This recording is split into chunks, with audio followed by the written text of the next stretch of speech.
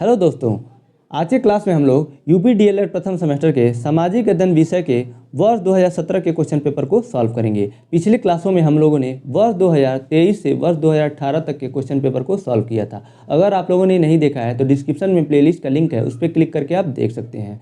सामाजिक अध्ययन 2 घंटे का पेपर होता है जिसमें 40 प्रश्न पूछे जाते हैं। 40 प्रश्न में 15 बहुविकल्पी, 15 अति लघुत्तरी और 10 लघुत्तरी प्रश्न पूछे जाते हैं। बहुविकल्पी और अति लघुत्तरी प्रश्न 1-1 नंबर के होते हैं और लघुत्तरी प्रश्न 2-2 नंबर के होते हैं। कुल मिलाकर 50 नंबर का पेपर होता है जिसमें 25 नंबर पासिंग मार्क्स होता है। तो आइए आज क्लास शुरू करते हैं। बहुविकल्पी प्रश्न का पहला प्रश्न है, संसार का पहला पालतू पशु था। ऑप्शन ए है घोड़ा, बी कुत्ता, सी गाय और डी बकरी। इसका ऑप्शन बी सही उत्तर है कुत्ता। प्रश्न संख्या दूसरा है, पहिए का आविष्कार हुआ। ऑप्शन ए है पूरा पषाण काल, बी है मध्य पषाण काल, सी है नव पषाण काल और डी धातु काल। इसका ऑप्शन सी सही उत्तर है नव पषाण काल। नव पषाण काल में पहिए का भी आविष्कार हुआ था और कृषि की भी शुरुआत हुई थी। प्रश्न संख्या तीसरा है, मेसोपोटामिया की सभ्यता का जन्म हुआ था। ऑप्शन ए है नील नदी की घाटी, बी है सिंधु नदी की घाटी, सी है यांगटी सिकियांग नदी की घाटी और डी है दजला फरात नदी की घाटी में। इसका ऑप्शन डी सही उत्तर होगा दजला फरात नदी की घाटी में, क्योंकि मेसोपोटामिया का अर्थ ही होता है मेसोपोटामिया शब्द का अर्थ होता है 2 नदियों के बीच का देश। तो यहाँ पे केवल ऑप्शन डी में 2 नदियों के नाम है दजला फरात, इसलिए भी आप पहचान सकते हैं ऑप्शन डी सही उत्तर है। प्रश्न संख्या 4 है, पिरामिड किस देश में है। ऑप्शन ए है यूनान, बी है रोम, सी मिस्र और डी सऊदी अरब। इसका ऑप्शन सी सही उत्तर है मिस्र। प्रश्न संख्या 5 है, जैन धर्म के संस्थापक थे। ऑप्शन ए है गौतम बुद्ध, बी महावीर स्वामी, सी है ऋषभ देव है ये ऋषभ देव और डी है पार्श्वनाथ। इसका ऑप्शन सी सही उत्तर होगा ऋषभ देव। प्रश्न संख्या 6 है, भारत का सबसे अधिक जनसंख्या वाला राज्य है। ऑप्शन ए है महाराष्ट्र, बी है पंजाब, सी बिहार और डी उत्तर प्रदेश। इसका ऑप्शन डी सही उत्तर है उत्तर प्रदेश। प्रश्न संख्या 7 है, भारतीय लोकतंत्र के समक्ष चुनौती है। ऑप्शन ए है गुट निरपेक्षता, बी धर्मनिरपेक्षता, सी सांप्रदायिकता और डी उपयुक्त में से कोई नहीं। इसका ऑप्शन सी सही उत्तर है सांप्रदायिकता।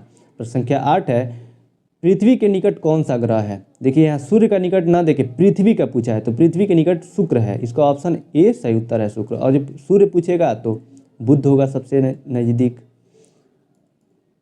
प्रश्न संख्या 9 है, हड़प्पा के निवासी किस युग में थे। ऑप्शन ए है उत्तर पषाण युग में, बी है कांस्य युग में, सी लौह युग में और डी ताम्रपषाण युग में। इसका ऑप्शन बी सही उत्तर है कांस्य युग में। प्रश्न संख्या 10 है, वेद का शाब्दिक अर्थ है। ऑप्शन ए है पवित्र, बी ज्ञान, सी पूजा पाठ और डी ईश्वर की स्तुति। इसका ऑप्शन बी सही उत्तर है ज्ञान। वेद का अर्थ होता है ज्ञान। प्रश्न संख्या 11 है, भारत का सबसे लंबी तटरेखा वाला राज्य है। ऑप्शन ए है केरल, बी गोवा, सी गुजरात और डी तमिलनाडु। इसका ऑप्शन सी सही उत्तर है गुजरात। प्रश्न संख्या 12 है, कैनियन दर्श का निर्माण होता है।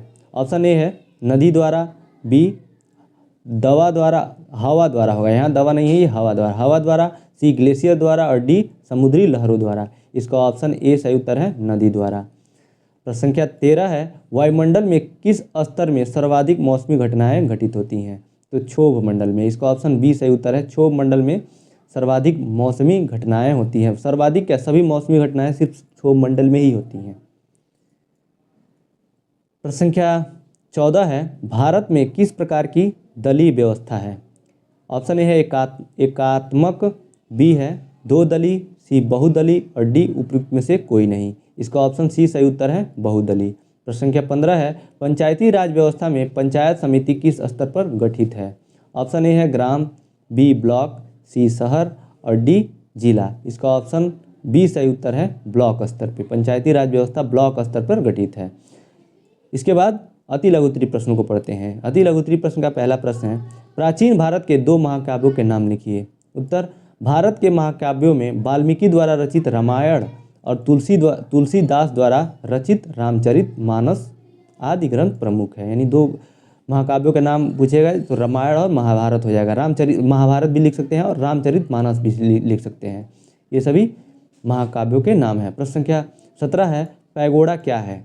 उत्तर, पैगोडा नेपाल, चीन, जापान, कोरिया, वियतनाम और एशिया के अन्य हिस्सों में आमतौर पर कई बाजारों के साथ एक स्तरीय टावर है। पैगोडा को विश्व शांति स्तूप के रूप में भी जाना जाता है। पैगोडा बौद्ध स्मारक है। प्रश्न संख्या 18 है, भारत में जनसंख्या वृद्धि के कारण लिखिए। तो इसका उत्तर होगा, भारत में जनसंख्या वृद्धि के कारण मृत्यु में तेज गिरावट भारत की जनसंख्या में वृद्धि की दर का मुख्य कारण है। 1980 तक उच्च जन्म दर एवं मृत्यु दर लगातार गिरावट के कारण जन्म दर तथा मृत्यु दर में काफ़ी बड़ा अंतर आ गया है। इसके कारण जनसंख्या वृद्धि दर अधिक हो गई है। सबसे बड़ा कारण है जो जनसंख्या वृद्धि है, मृत्यु दर में कमी हो गई है। पहले बच्चे जो भी पैदा होते थे उसमें 50%, बहुत पहले की बात है कि 50% बच्चे मर जाते थे, यानी उनकी डेथ हो जाती थी, जिससे जनसंख्या कंट्रोल होता था। आज मैक्सिमम बच्चों को बचा लिया जाता है और मृत्यु दर काफ़ी कम हो गया, जिससे जनसंख्या में वृद्धि हो रही है। प्रश्न संख्या 19 है, राष्ट्रगान के रचयिता कौन थे? उत्तर, भारत का राष्ट्रगान जनगण मन के रचयिता रविंद्रनाथ टैगोर थे। प्रश्न संख्या 20 है, वायुमंडल पृथ्वी से क्यों जुड़ा है? उत्तर, वायु पृथ्वी को चारों ओर से घेरे हुए है। वायु के इस घेरे को ही वायुमंडल कहते हैं। वायुमंडल हमारी पृथ्वी का अभिन्न अंग है जो पृथ्वी के गुरुत्वाकर्षण के कारण पृथ्वी से जुड़ा हुआ है। प्रश्न संख्या 21 है, आप जानते हैं गुरुत्वाकर्षण जो होता है, किसी भी वस्तु को पृथ्वी अपनी तरफ आकर्षित करती है, उसी को गुरुत्वाकर्षण बल कहते हैं। तो एक जो वायु होता है उसमें भी तो छोटे छोटे कण होते हैं, बहुत छोटे होते हैं लेकिन होते हैं, कुछ ना कुछ उनका द्रव्यमान होता है। तो उसको भी पृथ्वी अपने तरफ आकर्षित किए रहती है, खींचती है, जिसके कारण वो पृथ्वी से जुड़ा हुआ है। एक लेयर पाया जाता है एक निश्चित एक ऊंचाई तक, और वो पृथ्वी से जुड़ा हुआ है गुरुत्वाकर्षण के कारण। प्रश्न संख्या 21 है, पर्यावरण प्रदूषण के 2 कारण लिखिए। उत्तर, पर्यावरण प्रदूषण के 2 कारण निम्न हैं। पहला है, वाहनों तथा फैक्ट्रियों से निकलने वाले गैसों के कारण हवा प्रदूषित होती है। दूसरा, कुछ कृषि गतिविधियां भी पर्यावरण प्रदूषण का कारण बनती हैं। उदाहरण के लिए उर्वरकों और कीटनाशकों के अत्यधिक उपयोग से न केवल मिट्टी का प्रदूषण होता है बल्कि आसपास के जल निकायों में भी रिसाव होता है। प्रश्न संख्या 22 है, जलमंडल क्या है? उत्तर, जलमंडल से अर्थ जल की उस परत से है जो पृथ्वी की सतह पर महासागरों, झीलों, नदियों तथा अन्य जलाशयों के रूप में फैली है। पृथ्वी की सतह के कुल क्षेत्रफल के लगभग 71% भाग पर जल का विस्तार है, इसलिए पृथ्वी को जलीय ग्रह भी कहा जाता है। इसके अलावा पृथ्वी को ग्रीन प्लैनेट और नीला ग्रह भी कहते हैं। प्रश्न संख्या 23 है, पारिस्थितिकी तंत्र किसे कहते हैं? उत्तर, पारितंत्र या पारिस्थितिकी तंत्र एक प्राकृतिक इकाई है जिसमें एक क्षेत्र विशेष के सभी जीवधारी अर्थात पौधे, जानवर और अणुजीव शामिल हैं जो अपने अजैव पर्यावरण के साथ अंतःक्रिया करके एक महत्वपूर्ण जैविक इकाई बनाते हैं, जिसको पारितंत्र कहा जाता है। प्रश्न संख्या 24 है, भूकंप किसे कहते हैं? भूकंप एक ऐसी घटना है जो बिना किसी चेतावनी के घटती है और इससे जमीन के अंदर भयंकर रूप से हिलना और इसमें जमीन का इसके ऊपर तथा इसके ऊपर मौजूद संरचनाओं का बुरी तरह से हिलना शामिल है। ऐसी गतिशील स्थल मंडली अथवा क्रस्टल भूकंप प्लेटों के संरचित दबाव के मुक्त होने के कारण होती है। इसके अलावा भूकंप का परिभाषा लिख सकते हैं,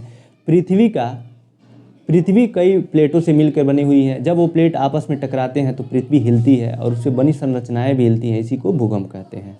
प्रश्न संख्या 25 है, सूर्य से प्राप्त ऊष्मा को क्या कहते हैं? उत्तर, सूर्य अपनी इस ऊष्मा ऊर्जा को लगातार से विकसित करता है, लगातार विकसित करता रहता है। पृथ्वी तक यह विकिरण के रूप में पहुंचता है। इस ऊर्जा को ही सूर्य ताप या आगमी सौर विकिरण कहते हैं। आगमी मतलब आने वाली, सौर विकिरण कहते हैं। प्रश्न संख्या 26 है, वर्षण किसे कहते हैं? उत्तर, वर्षण या अवक्षेपण एक मौसम विज्ञान की प्रचलित शब्दावली है जो वायुमंडल जल के संघनित होकर किसी भी रूप में पृथ्वी तक पर वापस आने को कहते हैं। वर्षण के कई रूप हो सकते हैं, जैसे वर्षा, कुहासा, यहाँ होगा कुहार नहीं है, कुहासा होगा, कितने में कुहासा, हिमवर्षा, हिमपात और ओलावृष्टि। यानी जल का किसी भी रूप में पृथ्वी पे पुनः आने की प्रक्रिया को वर्षण कहते हैं। जैसे सबसे पहले जल तो नीचे से पृथ्वी से ही जाती है, सूर्य का प्रकाश पृथ्वी पर पड़ता है तो नदी, तालाबों और पत्तियों से, पेड़ों के पत्तियों से ये सभी जल है वाष्पन की क्रिया द्वारा ऊपर जाता है और पुनः वह ठंडा होकर हिम के रूप में, कुहासा के रूप में और ओलावृष्टि और वर्षा के रूप में पृथ्वी पर गिरता है। इसी को वर्षण कहते हैं। प्रश्न संख्या 27 है, भारत में शक्ति के 3 साधन बताइए। उत्तर, भारत में शक्ति के 3 साधन निम्न है। पहला है प्राकृतिक गैस, दूसरा कोयला, तीसरा खनिज आदि। प्रश्न संख्या 28 है, भारत में मुद्रा की पूर्ति का नियम कौन करता है। उत्तर, भारत में मुद्रा की पूर्ति का नियम आरबीआई विभिन्न तरीकों से अर्थव्यवस्था में मुद्रा आपूर्ति को नियंत्रित करता है। केंद्रीय बैंक द्वारा मुद्रा की आपूर्ति को नियंत्रित करने के लिए उपयोग किए जाने वाले उपकरण मात्रात्मक या गुणात्मक हो सकते हैं। और इसके अलावा आरबीआई को बैंकों का बैंक भी कहते हैं। यह भी प्रश्न पूछता है सामाजिक अध्ययन में। प्रश्न संख्या 29 है, शिक्षा का महत्व किस लिए है। उत्तर, शिक्षा किसी समाज के सदैव चलने वाली वह सामाजिक प्रक्रिया है जिसके द्वारा मनुष्य की जन्मजात शक्तियों का विकास, उसके ज्ञान एवं कला कौशल में वृद्धि तथा व्यवहार में परिवर्तन किया जाता है और इस प्रकार उसे सभ्य, सुसंस्कृति एवं योग्य नागरिक बनाया जाता है। इसके द्वारा व्यक्ति एवं समाज दोनों निरंतर विकास करते हैं। प्रश्न संख्या 30 है, पद्मावत की रचना किसने की। उत्तर, पद्मावत की रचना मलिक मोहम्मद जायसी ने की है। प्रश्न संख्या 31 है, जो कि लघुत्तरीय प्रश्न का पहला प्रश्न है, आकाशगंगा किसे कहते हैं। उत्तर, आकाशगंगा या क्षीरमार्ग उस आकाशगंगा गैलेक्सी का नाम है जिसमें हमारा सौरमंडल स्थित है। आकाशगंगा आकृति में एक सर्पिल गैलेक्सी है। हमारा सौरमंडल इसकी शिकारी हंस भुजा पर स्थित है। क्षीरमार्ग में 100 अरब से 40 अरब के बीच तारे हैं और यह अनुमान लगाया जाता है कि लगभग 40 अरब ग्रह के होने की संभावना है, जिनमें से 50 करोड़ अपने तारों से जीवन योग्य तापमान की दूरी पर हैं। इसका अर्थ है, देखिए 100 से 400 अरब के बीच तारे हैं जिसमें से 40 अरब ग्रह हैं। 40 अरब ग्रह होने की संभावना है जिसमें से 50 करोड़ जो है ऐसे ग्रह हैं जो कि अपने तारों से जीवन योग्य तापमान पे इतना दूरी पे है कि वहाँ पे जीवन संभव हो सकता है। वहाँ नॉर्मल टेम्परेचर 10 से या फिर जो अपने पृथ्वी पे पाया जाता है टेम्परेचर, वहाँ पे भी ऐसा पाया जाता है। हो सकता है वहाँ भी जीवन हो, लेकिन हम लोग को पता नहीं है।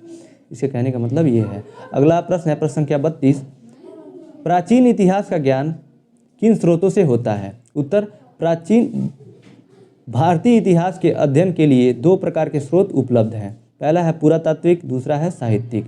पुरातात्विक में क्या है, पुरातात्विक स्रोत कोई लिखित रिकॉर्ड प्रदान नहीं करते हैं, ये खुदाई से पाए गए सबूत हैं, जबकि साहित्यिक स्रोत लिखित दस्तावेज होते हैं जो विभिन्न विषयों ऐतिहासिक, वैज्ञानिक तथा सांस्कृतिक होने का वर्णन या व्याख्या करते हैं। दूसरा है साहित्यिक। साहित्यिक स्रोत भारतीय इतिहास की जानकारी प्राप्त करने के महत्वपूर्ण साधन हैं। प्राचीन भारतीय इतिहास में साहित्यिक स्रोत को 3 भागों, नीचे दिया हुआ है,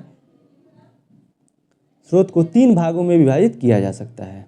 अगला प्रश्न है प्रश्न संख्या 33, नगर निगम के कार्यों का वर्णन कीजिए। ये रिपीटेड प्रश्न है, पीछे भी पूछा जा चुका है। उत्तर है इसका, नगर निगम के निम्न कार्य हैं। पहला है अस्पतालों, पेयजल पूर्ति, जल निकासी, बाजार के लिए स्थान आदि की पूर्ति करना निगम के कार्यों में आता है। दूसरा है नगर में सफाई से लेकर सड़कों पर रोशनी की व्यवस्था करना और जन्म मृत्यु निबंधन आदि कार्यों में आता है। तीसरा है नई सड़कें बनाना, गलियां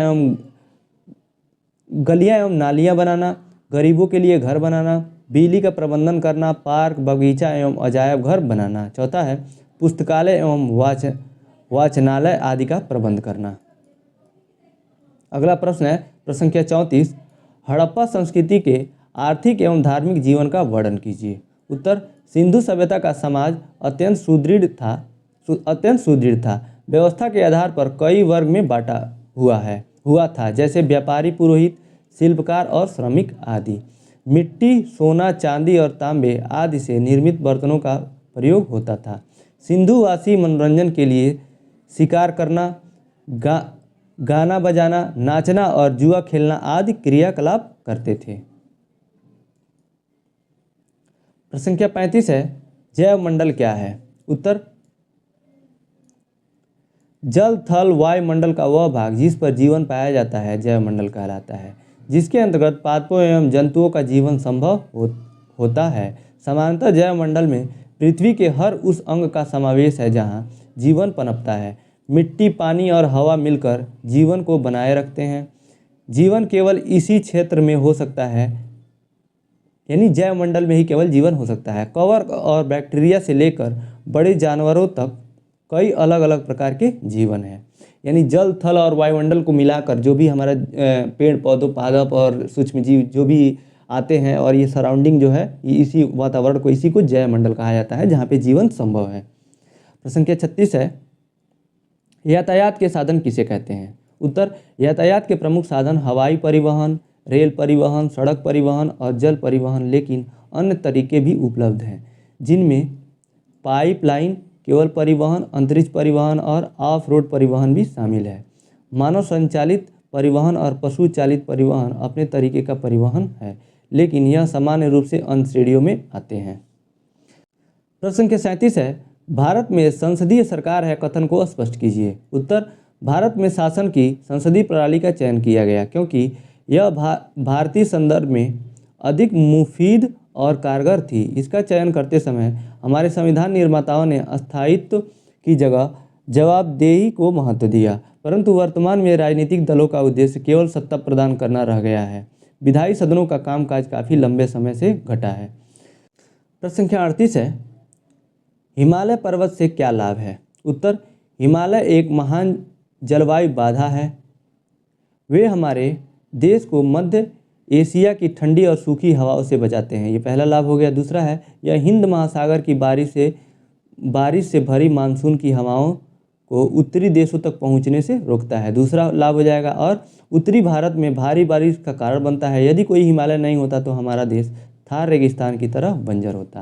और इसके अलावा हिमालय से होने वाले लाभ हो जाएंगे कि हिमालय से विभिन्न प्रकार की लकड़ियाँ मिलती हैं, जिससे फर्नीचर बनता है। इसके अलावा विभिन्न प्रकार की बहुमूल्य लकड़ियाँ मिलती हैं, जिसका बाज़ार में रेट बहुत ज़्यादा है, जिससे कि उसको बेचा जाता है, उससे धन अर्जित किया जाता है। इसके अलावा बहुत विभिन्न प्रकार की जड़ी बूटियाँ पाई जाती हैं, जिससे आयुर्वेदिक दवाएं बनती हैं। और इसके अलावा वहाँ पे विभिन्न प्रकार की जीव जंतुओं का आवास स्थल है, जिसमें वह सुरक्षित रहते हैं। अगला प्रश्न है प्रश्न संख्या 39, अच्छे नागरिक के 4 गुण लिखिए। उत्तर, अच्छे नागरिकों के 4 गुण निम्नलिखित हैं। पहला है, सामाजिक समस्याओं के प्रति जागरूक होना चाहिए। दूसरा, साक्षरता को प्राथमिकता देना चाहिए। और तीसरा, सार्वजनिक जीवन में भ्रष्टाचार उन्मूलन के लिए नागरिकों को कदम बढ़ाना चाहिए। ये जो अच्छा नागरिक होगा उसका ये गुण होगा। और चौथा गुण होगा, नैतिक मूल्यों को ग्रहण तथा अधिक से अधिक पौधे लगाना चाहिए। पांचवा है, जियो और जीने दो के सिद्धांत में विश्वास करना चाहिए। अगला प्रश्न है, जो कि अंतिम प्रश्न है इस प्रश्न पत्र का, भारत का मानचित्र बनाकर निम्नलिखित स्थानों को दर्शाइए। पहला है कुशीनगर, दूसरा है कोणार्क और तीसरा है सारनाथ। देखिए, कुशीनगर और सारनाथ यूपी में है और कोणार्क जो है उड़ीसा में है। तो आप सबसे पहले भारत का नक्शा बना लेंगे। यहाँ पे हमने दिखा दिया है, देखिए भारत का नक्शा, और इसमें ये यूपी है, ये जो है ये उत्तर प्रदेश है, और ये नीचे ये उड़ीसा है।